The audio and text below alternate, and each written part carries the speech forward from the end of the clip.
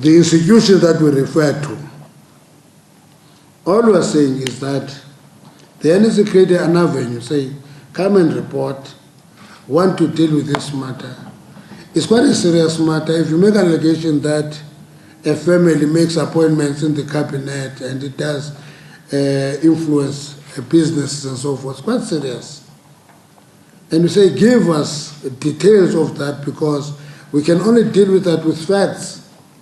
And when people return, say, no, we prefer an independent institution so that we can be protected. It's an option that people opted for, and when they don't come forward to the ANC cannot force them.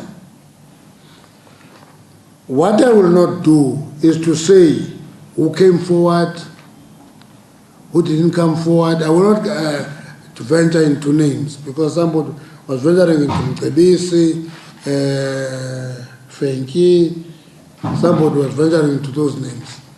I don't think it is correct for me to say these 8 people who arrived is X, Y, and Z. It can't be correct. I say 8 people came forward. Only 1 was prepared to make a written submission. That made the exercise fruitless for us, because we wanted to have those details so that we can actually say this is how we take this process forward.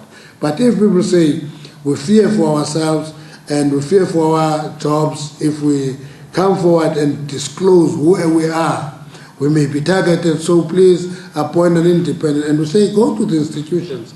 There are institutions. If you think that it is risky to raise your issues with the ANC, then go to the institutions. They are there. There are many institutions. If it's criminal, police are there. If you want investigation, you can go to the Auditor General, you can go to the Public Protector, you can go to many Chapter 9 institutions. If that is the option that comrades take, they think that their own organization, if they give detail to their own organization, that will open them up. The organization cannot say, please come, please come. It can't work that way. That is all we're saying. We say this, but it doesn't mean that we're walking away from it. We'll continue monitoring that space as an organization. But if you make allegations, you must be bold enough to take them through. And one of the consequences is this, is that if you get sacrificed in the process for a good cause, that is what we did all our lives, sacrificing for a good cause. But if you became clay feet, you develop clay feet in the process, the ANC cannot push you to do anything more.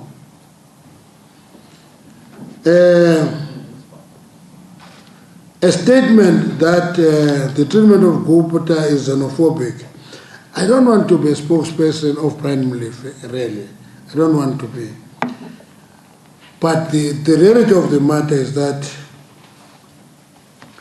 when we looked into the question of the banks, we said the country must look into what looks as collusion among the banks.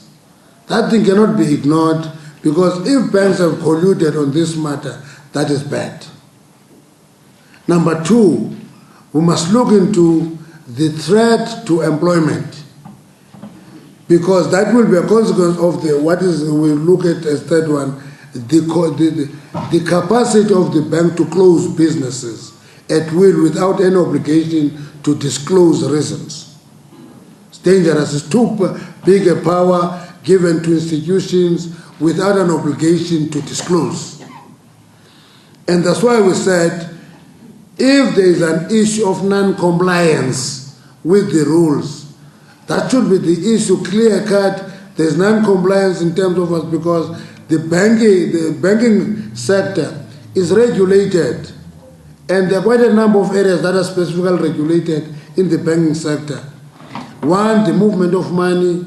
Is there any suspicion of working with listed people? Is there any suspicion of corruption? And all those issues. Can the origin of the money not be traced? Can the destination of the money not be traced? All those issues are within the regulation of the banking sector. But at least when there is a question about, there's suspicion of collusion, there must be the courtesy to society to say, no, there's no collusion, we took this decision independently.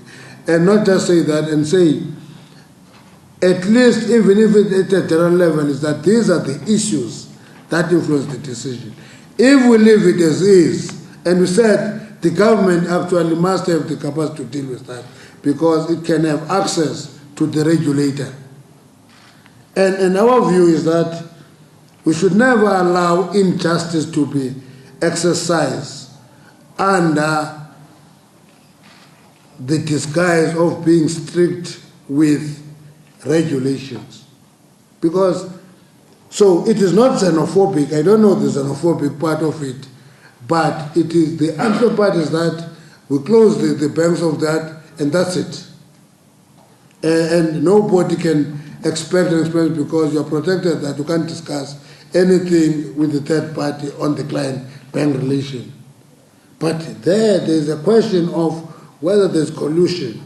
Are the bank not having too much power to destroy companies? They may even destroy companies that are growing through BEE here if they begin to threaten certain interests. There must be an element of explanation of these accounts were closed on this basis. That's all we're saying.